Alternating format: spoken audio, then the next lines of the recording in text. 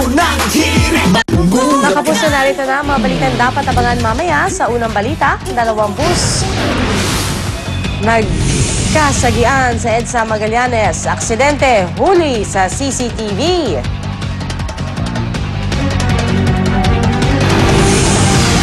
Tindahan sa Cebu City na sunog. Fans ni Half-Pinay Jessica Sanchez nagsagawa ng voting party para sa kanya. Jessica, makapasok kaya sa finals ng American Idol Season 11?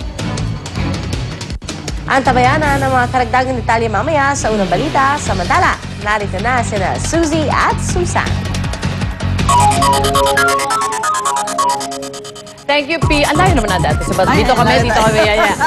Para naman sa mga mag-asawa dyan na gusto magkaroon ng baby, dako at maging doon din sa mga single, halos na gusto namang mabiyayaan ng mga love life. Ayan, ito ang fiesta para sa inyo, ang Obando Festival. Ay, nako, pinaniniwalaan kasi na nagbibigay ng fertility sa mga mag-asawa at love life. Sa mga single, ang pagsasayaw sa Obando, Bulacan. Kaya heto at puntahan na natin doon si Monica. Happy Fiesta, Obando! Kasi si Monica, hindi niya kailangan humingi. Nako, Monica!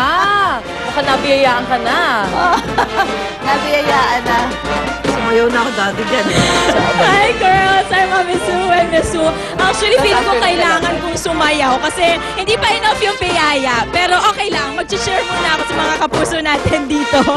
At ito nga, tuloy-tuloy ang ating pakikiisa at pagsama sa pagdiriwang ng pasasalamat ng mga taga-Obando kay patron, o sa kanilang patron na si San Pascual Bailon at kaya sa Taclara ng Assisi na pinaniniwalaan na nakapagbibigay ng anak sa mga hindi nabibiyayaan ito. And kita-kita naman mga kapuso, no, as early as now, marami-rami na tayong mga kababayan ng nakikisayaw at nakikisaya.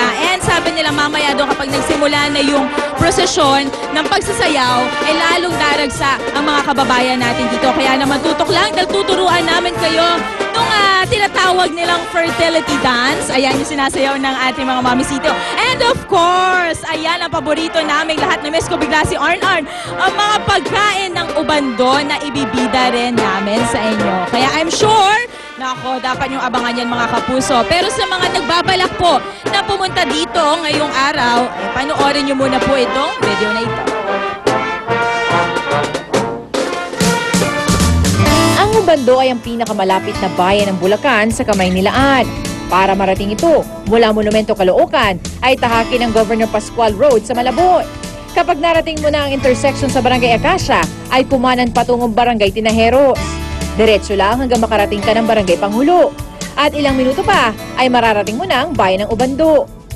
Kung ikaw naman ay magko-commute, may jeep terminal sa likod ng Victory Liner sa Monumento.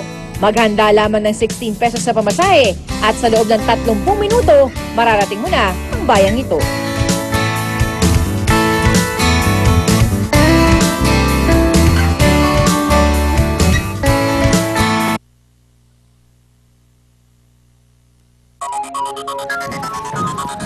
Manok.